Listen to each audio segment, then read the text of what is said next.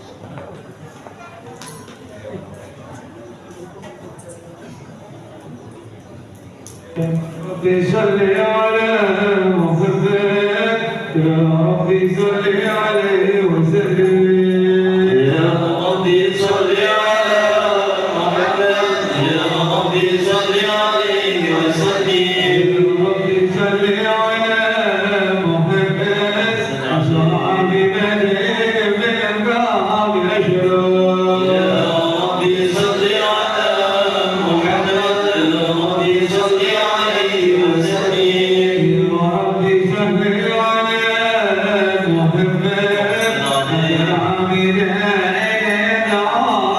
العامل يا ربي صل على محمد يا ربي صل عليه وسلم ربي صل على محمد المصطفى الصادق وسلم يا ربي صل على محمد يا ربي صل عليه وسلم ربي صل على محمد أهل الله بيتك الأشرار يا ربي صل على محمد يا ربي صل عليه وسلم يا ربي صل على محمد أفضل من بالتقى تهكى يا ربي صل على محمد يا ربي صل عليه وسلم ربي صل على محمد بالشفاعة والوفاء تخلى يا ربي صل على محمد يا ربي صل عليه وسلم ربي صل على محمد واجمع إلى الشمل ما تفرق يا ربي صل على محمد يا ربي صل عليه وسلم ربي صل على محمد عليه وسلم ربي صل على محمد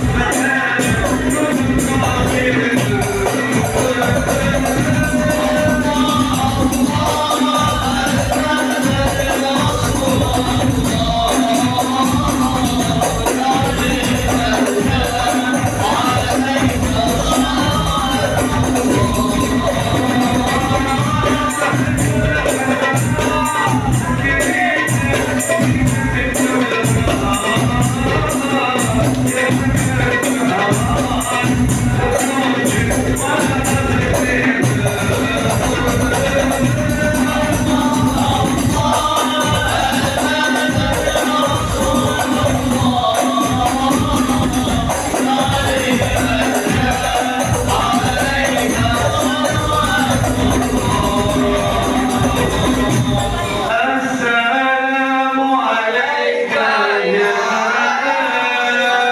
رسول الله السلام عليك يا حبيبي يا نبي الله السلام عليك يا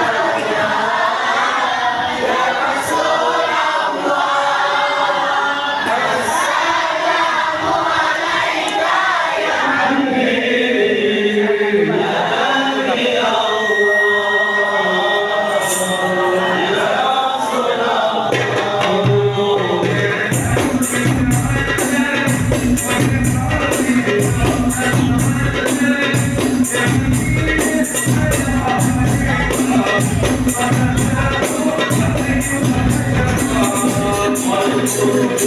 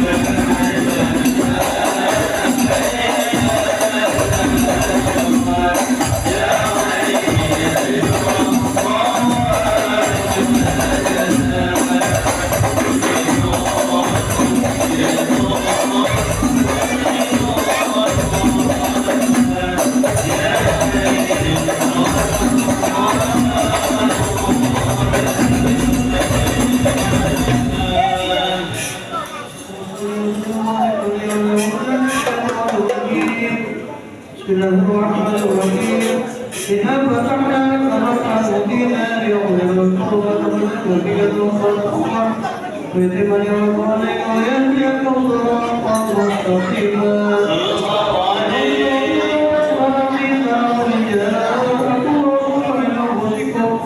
عزيز عليكم بالمؤمنين رؤوف رحيم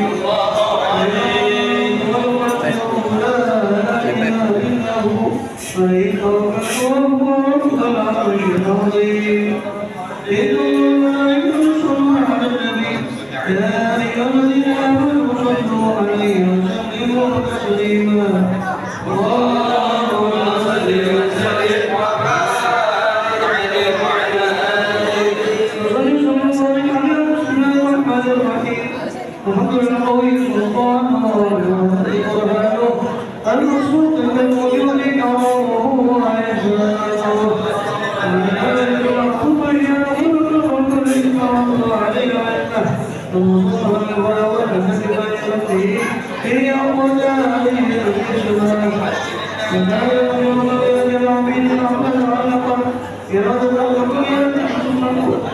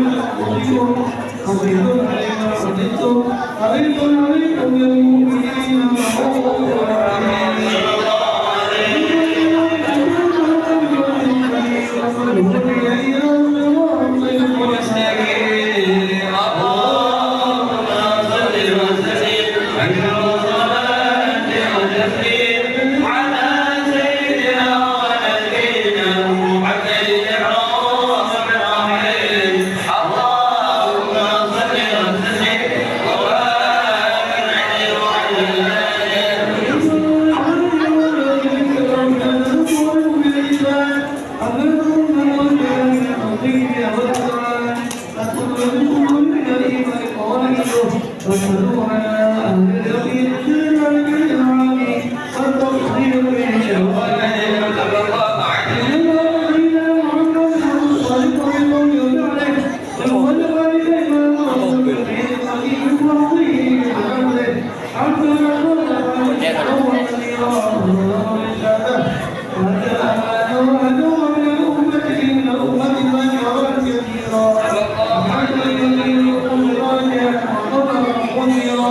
Thank you.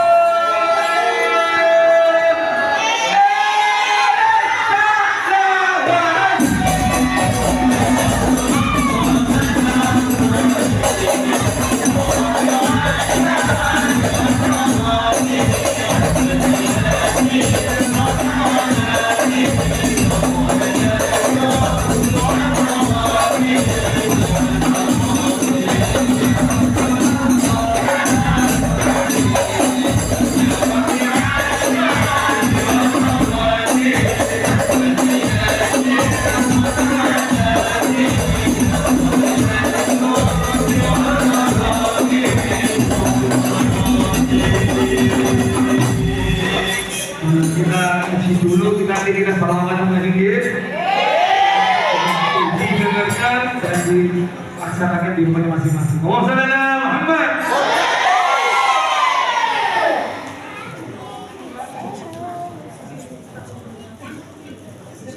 Bismillahirrahmanirrahim. Alhamdulillahirrahmanirrahim. وبه نستعين على امور الدنيا والدين وصلى الله وسلم على اشرف الانبياء والمرسلين سيدنا نبينا حبيبنا وشفيعنا وقرة اعيننا محمد وعلى اله وصحبه اجمعين وعلى جميع التابعين لهم باحسان الى يوم الدين وعلينا معهم وفيهم برحمتك يا ارحم الراحمين. اما بعد قالوا سبحانك لا علم لنا الا ما علمتنا انك انت العليم الحكيم. رب اشرح لي صدري ويسر لي امري واحلل عقدة من لساني يفقه قولي. امين. والحمد لله. الحمد لله Allah Subhanahu wa taala masih berkenan melimpahkan nikmat karunia bagi kita semua, khusus nikmat umat Islam. Masih yang luar biasa hingga dapat kita masih diizinkan oleh Allah Subhanahu wa taala untuk melakukan segala aktivitas kegiatan kita, khusus dalam rangka menunaikan tugas utama kita dalam kehidupan dunia ini, jadi beribadah kepada Allah Subhanahu wa taala. Khususnya di penghujung bulan Syawal yang sebentar lagi kita akan masuk di bulan Ramadan.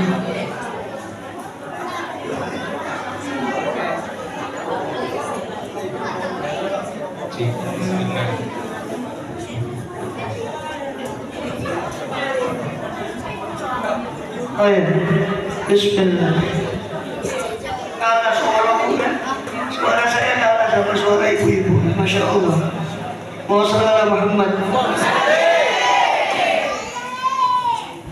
Ya, barusan dan kita nanti setelah ini juga masih lanjut untuk sholawat kepada Kanjeng Nabi SAW atau sholawatan juga. Sejenak kita seperti biasa di acara satu kedua ini kita bawakan kitabnya Mbah Hasyim Asy'ari, yaitu Risalah Jami'atul Maqasid, salah satu karya daripada Syekh Muhammad Hasyim bin Asy'ari rahimahullah wa radhiyallahu anhu wa nabi kita ini amin. Saya bawakan tentang asal masalah saum, masalah puasa. Dan dikatakan oleh beliau radhiyallahu anhu, "Innama yajibu shaum bi ikmali Sya'ban 30 yauman aw bi ru'yatil hilal." Puasa itu wajib dengan salah satu dari dua perkara. Ini puasa Ramadan wajib dengan salah satu dari dua perkara, yaitu menyempurnakan bilangan Sya'ban 30 hari atau dengan melihat hilal Ramadan.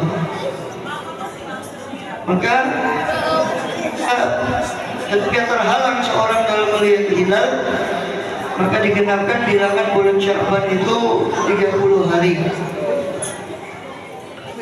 Kemungkinan kalau kita lihat posisi hilal nanti itu di data Falakiyah NU, kurang lebih malam Senin itu ru'yat nanti, kalau secara hitungan falak masih 0,8, paling banyak 0,11 derajat, tidak sampai 1 derajat. Sedangkan menurut ilmu falak, bulan bisa dilihat itu antara 2 sampai 3 derajat. Jadi kemungkinan Allahu a'lam, kemungkinannya tidak terlihat, tapi ya tetap ru'yat karena perintahnya sumu li ru'yatihi wa afidu li ru'yatihi. Berpuasalah karena melihat hilal dan berbukalah karena melihat hilal. Maka ketika memang betul data itu tadi, berarti kemungkinan Allahu a'lam kita baru tarawih malam Selasa, karena 30 Sya'ban digenapkan menurut kalender Senin itu 30 Sya'ban.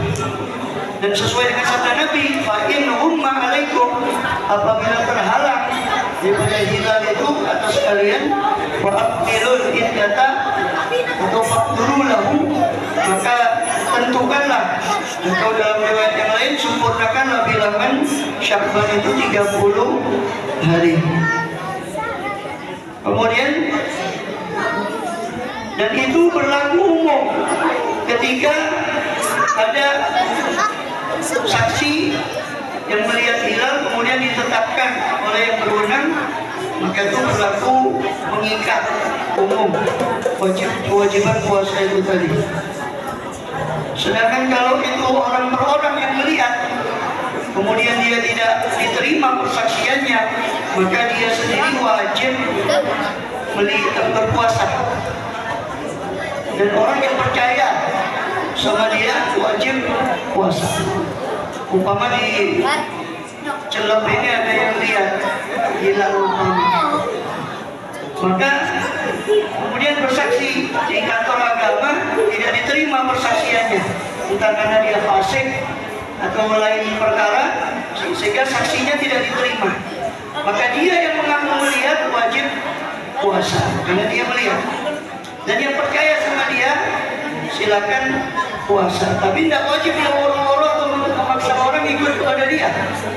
Nah, tapi ketika sudah diterima, ditetapkan secara resmi, maka itu mengikat kepada seluruh yang ada di wilayah itu untuk puasa. Jadi, yang motor itu pun bingung. Besok saja aku kosong Honda. Tidak usah bingung. Kalau sudah ada yang menentukan, ya sudah ditentukan secara resmi, kita ikut. Kalau umpama di sini ada yang mengaku melihat, terus jadi main percaya sama orang itu, silakan puasa. Umpama demikian. Kemudian kata Hashim dalam kitabnya ini, beliau mengatakan radhiyallahu anhu, "Inama yasihu bi syai'in." Puasa itu bisa sah dengan dua perkara. Yang pertama niat setiap malam, yang kedua menjauhkan diri dari hal yang membatalkan puasa. Kata beliau, "Inama yasihu bi syai'in al-awwal an-niyatu." Fa in kana shaumu fardhan ka Ramadan wa nadhar yajibu iqamil lail li kulli yaumin. Kalau puasa itu wajib seperti puasa Ramadan atau nazar, maka wajib puasanya wajib niatnya di malam hari dan setiap malam. Setiap malam. Nah, kemudian kok ada informasi umpama di luar ada yang mencukupkan niat di awal bulan atau awal Ramadan untuk 1 bulan. Ini sah cuma dalam mazhab Maliki. Kalau dalam mazhab Syafi'i tidak sah. Dalam mazhab Syafi'i harus niat setiap malam. Makanya kita biasa setelah tarawih biasanya diingatkan untuk niat. Bahwa itu sholat wajib dan adai arti syahri Ramadhani hadhihi sanati lillahi ta'ala. Maka yang perlu diketahui, niat itu bukan hanya ucapan, tapi dunungnya niat itu pada hati. Maka senajan dia ucapkan balik-balik dikai pujian, awal itu sholat 10, tapi buatan dunung tidak mancing niatnya itu di hati, maka tidak sah. Maka niat itu di hati, melafalkan niat itu cuma menguatkan apa yang ada di hati. Kemudian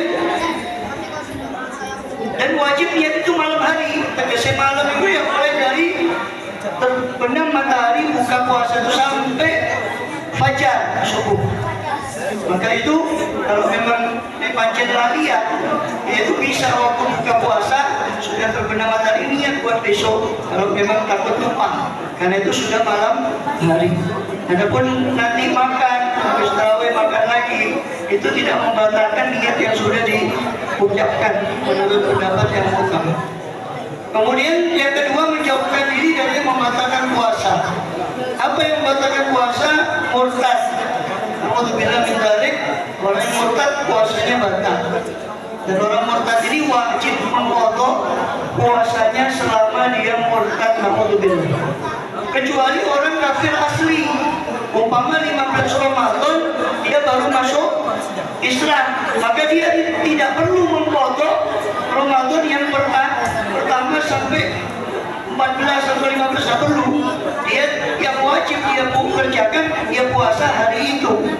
Umpama tengah-tengah Ramadan ada yang masuk Islam, mualaf, ya cukup hari itu puasa dia, tidak perlu dia mengqadha puasa yang sebelumnya.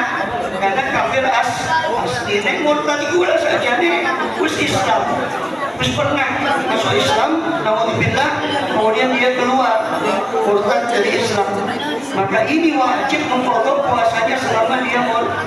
Sholatnya wajib dia qadha, zakatnya wajib dia qadha selama dia murtad tadi. Alhamdulillah min dzalik. Kemudian haid nifas. Wanita haid nifas puasanya otomatis batal. Cuma satu yang perlu diperhatikan, terutama ibu-ibu sama remaja putri atau laki-laki yang sudah punya suami, disampaikan pada suaminya atau pada saudarinya. Apa? Ingat, meskipun wanita itu sudah atau datang haid dan nifasnya, tapi ingat dia berada di bulan Ramadan. Ojo bentang-bentang tidak poso, terus kabeh ditinggal, tidak wiritan, tidak istighfar. Lo kan tidak boleh sholat, betul. Orang haid nifas tidak boleh sholat, bahkan tidak boleh menyentuh Quran, tidak boleh membaca Quran dengan niat Quran, dengan niat baca Quran tidak boleh. Tapi ingat, dia bisa baca sholawat, boleh, baca istighfar, boleh, baca tasbih, boleh. Maka Sayyid Muhammad Al-Maliki dalam kitabnya Dhikrayat wal Munasabat, Dhikrayat Munasabat, beliau menegaskan mengutip fatwa dari banyak kalangan ulama terdahulu bahwa wanita haid dan nifas tetap bisa mendapatkan Lailatul Qadar. Paham Bu? Lailatul Qadar. Senajan haid, senajan nifas kita sakit ya, angsal bagian saking Lailatul Qadar. Ya nopo carane? Jadi ku mau istighfar, sholat, sholawat, maos tasbih. Di Quran ya betul sah sholat, betul sah tarawih, betul sah poso ya betul sah. Kalau itu haid dan nifas. Begitu juga orang sakit, mentang-mentang sakit aku sudah poso, terus sudah tarawih. Umpama saya kok tidak pernah tahu kalau ada hadis, umpama ada hadis yang mengatakan kalau udah paginya tidak puasa terus tidak boleh ikut tarawih. Kalau ada hadisnya saya perlu belajar lagi.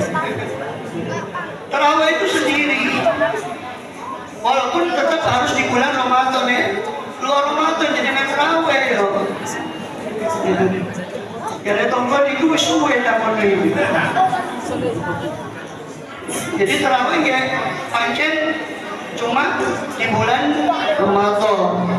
Cuma tiap minggu gerak sakit pagi harinya dia tidak puasa karena dokter menyarankan dia tidak puasa.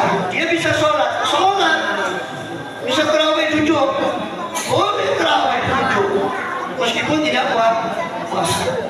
Jadi ingat ya, yang haid, yang nifas, yang sakit, ingat dia berada di bulan Ramadan, yang mana bulan itu tetap dilipat gandakan pahalanya. Yang sunnah menjadi seperti wajib, yang wajib menjadi 70 kali lipat. Eman-eman ini ku perlu ngaji, disangka terus mentang-mentang haid terus dicol kabeh, lepas semua. Ya udah sholawatan, ya udah zikiran, ya istighfar, tidak tasbih. Ini jangan sampai seperti itu. Apalagi Ramadan. Haid nifas membatalkan puasa. Muntah sengaja, puasanya batal. Tapi yang harus diperhatikan, orang muntah itu mulutnya najis. Karena muntah itu hukumnya najis, maka harus kumur. Kemudian sampainya yang membatalkan puasa adalah gila, meskipun sekejap, sebentar maka batal puasanya. Jima kumpul antara suami istri itu batal puasanya, bahkan wajib bayar kafarah di siang hari ya. Istimna, mengeluarkan mani dengan sengaja, maka membatalkan puasa. Berbeda dengan mimpi basah. Kalau dia mimpi keluar mani tetap tidak batal puasanya. Begitu juga junub. Kalau junub subuh belum mandi wajib, tetap sah puasanya. Cuma afdalnya mandi wajib sebelum fajar supaya puasanya dalam keadaan sudah suci. Kemudian sampainya zat ke dalam tubuh, masuknya zat ke dalam tubuh dari lubang terbuka. Semua itu lubang terbuka, mohon maaf, lubang dubur, lubang mulut, hidung, telinga, itu lubang terbuka kecuali mata. Menurut mazhab Syafi'i, kecuali mata. Telinga lubang terbuka, ya lubang terbuka. Berarti kalau dia memasukkan sesuatu urat-urat kuping, kalau dia sampai ke dalam, itu batal. Menurut muktamad mazhab Syafi'i. Ini telepon semut, pemasukan semut. Ini terpaksa boleh ikut pendapat mazhab Imam Ghazali. Boleh pendapat Imam Ghazali. Imam Ghazali berpendapat telinga itu bukan lubang terbuka. Kita jelaskan ini bukan untuk kita main-main ikuti mazhab ini, tidak. Tapi kalau memang betul-betul ada darurat, umpama harus dia ada semut atau apa, harus umpama. Maka boleh mengikuti pendapat Imam Ghazali. Tapi nek sakjane nek mau taman mazhab Syafi'i ini batal. Pura-pura kuping itu nek mau taman mazhab Syafi'i itu batal. Kemudian juga yang membatal termasuk itu yang membatalkan tadi yang membatalkan puasa. Kemasukan zat ke dalam tubuh itu umpama kumur-kumur. Kumur-kumur ini dilihat. Kalau kumurnya itu karena najis mulutnya tadi atau karena wudu, maka kalau dengan syarat tidak berlebihan, dia tidak sengaja tertelan, maka tidak batal puasanya. Dengan syarat tidak berlebihan dan kumurnya kumur yang disyariatkan. Itu kumur wudu. Tapi nek kumure cuma seger adem. Iki sengaja boten berlebihan, tetap senajan boten sengaja, tetap batal. Kalau umurnya bukan yang disyariatkan. Mandi juga gitu. Kalau mandi Jumat, mandi yang disunahkan, mandi yang disyariatkan, mandi junub, itu meskipun tidak sengaja, itu masih tidak batal. Kalau mandinya mandi yang disyariatkan. Tapi kalau mandi pagi, mandi sore, mandi supaya seger, nah ini hati-hati kalau jangan sampai kemasukan. Meskipun tidak sengaja tetap batal. Suntik niku ada 3 pendapat khilaf ulama. Ya, ada yang mengatakan batal secara mutlak, ada yang berpendapat tidak batal secara mutlak, ada yang memilah. Dilihat suntiknya itu ini berlaku untuk suntik obatnya. Infus itu nggih sami mawon. Infus yang boten poso itu jenenge. Seharian diinfus umpama. Karena infus itu kan zat makanan. Cuma dibentukkan dalam bentuk infus. Tapi kalau obat, itu ada 3 pendapat. Ada yang batal secara mutlak, ada yang mengatakan tidak batal, ada pendapat ketiga ditilah. Kalau suntiknya itu di urat yang besar, itu batal. Kalau cuma di otot atau di urat syaraf yang kecil, maka tidak batal. Lebih afdalnya kalau tidak darurat suntiknya, kalau bisa di malam hari supaya siangnya tetap puasa dan tidak bisa keluar dari perbedaan pendapat ulama. Nek dokter bilang, dokternya bilang ini harus disuntik sekarang juga darurat, maka silahkan mengikuti salah satu dari 3 pendapat itu karena 3-tiganya dalam mazhab Syafi'i. 3-tiganya boleh diikuti salah satu dari 3 pendapat. Kalau darurat, kalau ambil darah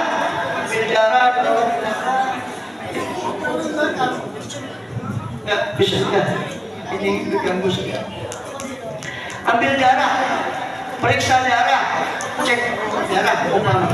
Itu tidak memasukkan sesuatu, cuma jarum itu tadi, maka termasuk jantung, itu makruh, tidak membatalkan puasa. Tapi suntik tadi kan memasukkan obat, memasukkan sesuatu ke dalam tubuh. Tapi kalau cuma cek tes darah, atau ambil darah, atau donor darah, atau jantung, maka itu tidak membatalkan puasa, cuma membuat lemah badan sehingga makruh. Icip-icip ibu-ibu biasanya nek masak, nek boten perlu nih, ibu boten makruh, nek boten perlu nih makruh. Nah, dengan syarat tidak ada yang kemasukan jelas batal. Dengan syarat tidak kemasukan, maka cuma sekedar ngicipi masakan umpama perlu masak di dapur buat buka. Ya, itu boleh. Kemudian juga sunnah puasa. Ya, itu termasuk zat yang masuk itu air ludah. Kalau air ludah ini meskipun banyak ditelan, itu tidak batal puasanya selama air ludahnya murni, tidak kecampur. Kalau kecampur sesuatu seperti tadi muntah itu kan yang batal yang sengaja. Kalau tidak sengaja muntah tidak batal. Dengan catatan muntahnya jangan sampai tertelan lagi bercampur sama air ludah. Nah, air ludah ini meskipun banyak di mulut dikumpulkan terus ditelan tidak batal puasanya dengan syarat tidak keluar dari mulut. Wis metu. Ya, emang dicukup mana? Telan, jadi batal puasanya. Jadi air ludah sekali lagi tidak batal dengan syarat masih berada di tempatnya, yaitu di dalam mulut, dan syaratnya murni tidak bercampur dengan apa-apa, ditelan meskipun walaupun banyak senajan kuata niku boten batal. Kemudian itu diantara hal yang membatalkan puasa. Sunnahnya mengakhirkan sahur. Sahur itu boleh setelah lewat tengah malam. Di jam 11 hari terawih itu tujuh sahur. Info ini. Nah ini hati-hati. Kita puasa itu menyedikitkan makan. Cuma sahur sama bukan memindah jam makan. Nih sarapan nih tetap mangan ini tetap pintar dulu cuma dipindah jam makan. Biasanya makan pagi, makan siang, makan malam.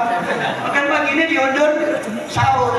Makan siangnya separuh setengah piring ditaruh sahur, setengah piring ditaruh buko. Jadi jadinya pindah jam makan. Orang kata begini, kata Imam Ghazali, niki angel oleh Lailatul Qadar. Kalau perutnya terlalu penuh, utawa lupa. Mari buka, mari terawih, kudun, mangan tetap telu. Cuma bedanya makan siangnya jamnya, makan siangnya ditaruh ke buka, makan malamnya ditaruh habis terawih. Ini saking mawon. Bukan apa, puasanya tetap sah, cuma bekas dari puasa itu kurang.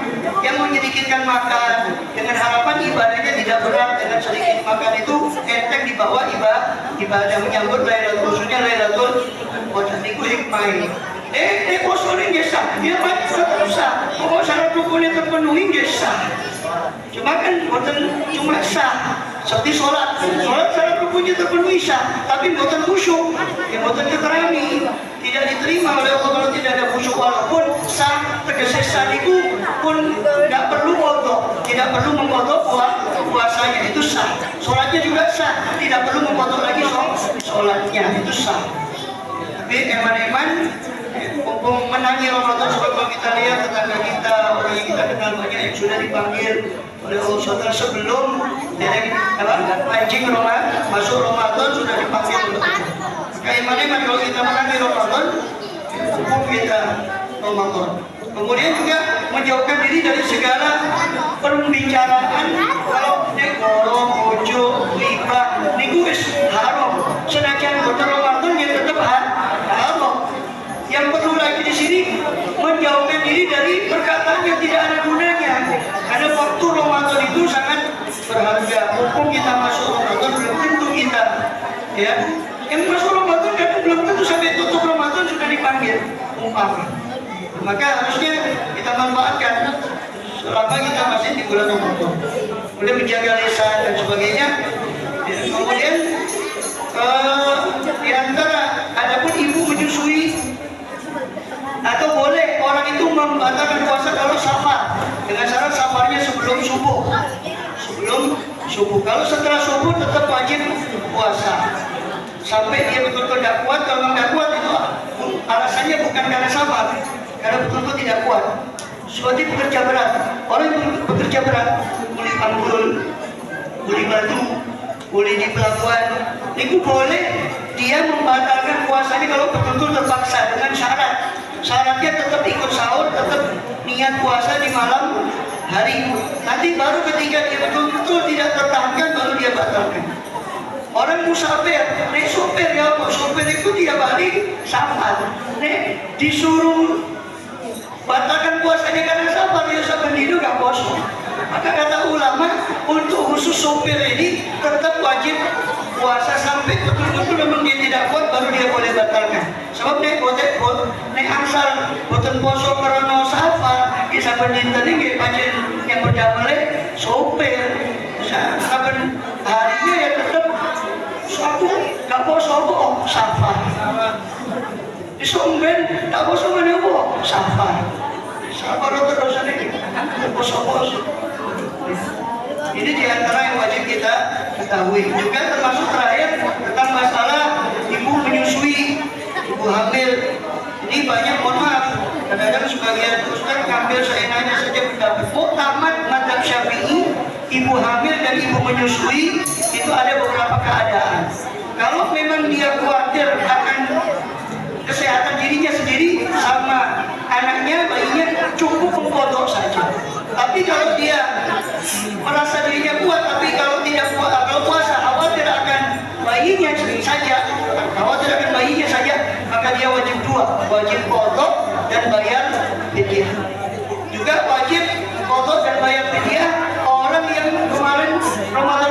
belum sempat mengkodok puasanya sampai datang Ramadan ini, maka nanti dia harus membayar denda berupa fidyah setiap hari selain mengkodok.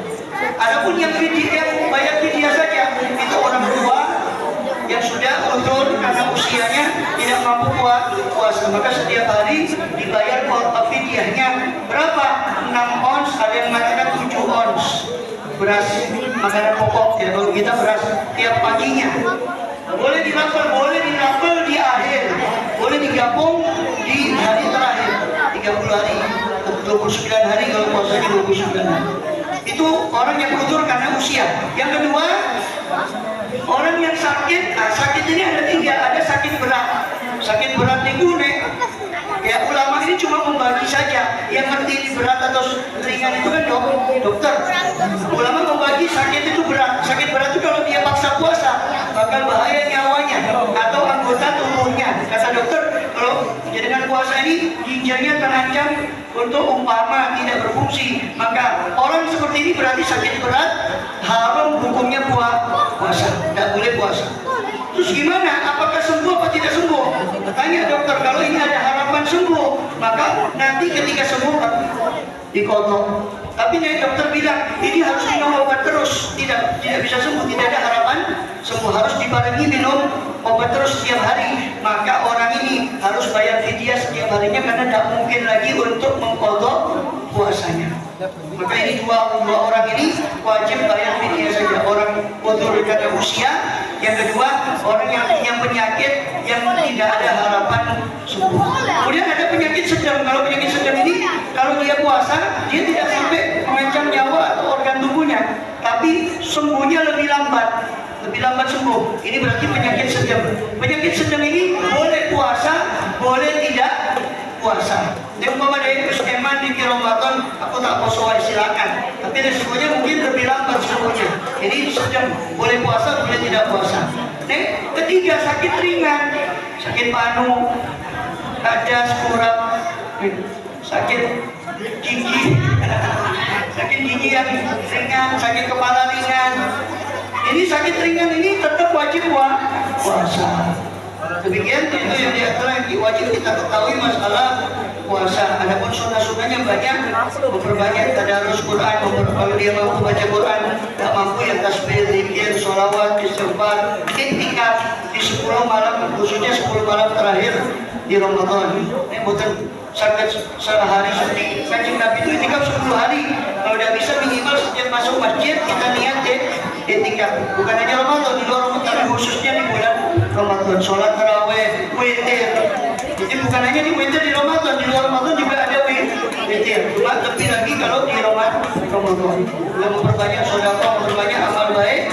Intinya di bulan Ramadan kadang dilipat gandakannya pahala Ramadan dan mengejar Lailatul Qadar. Mudah-mudahan Allah SWT tarik pada kita semua kesehatan lahir dan batin untuk melampaui puasa Ramadan dengan dimudahkan oleh Allah, kemudian diterima di amal ibadah kita semua. Amin ya rabbal alamin. Bismillahirrahmanirrahim.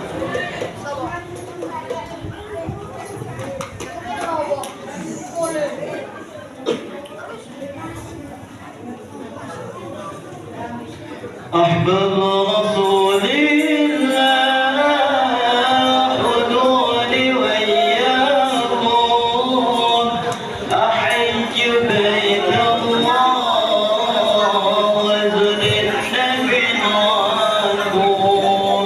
أحبب رسول الله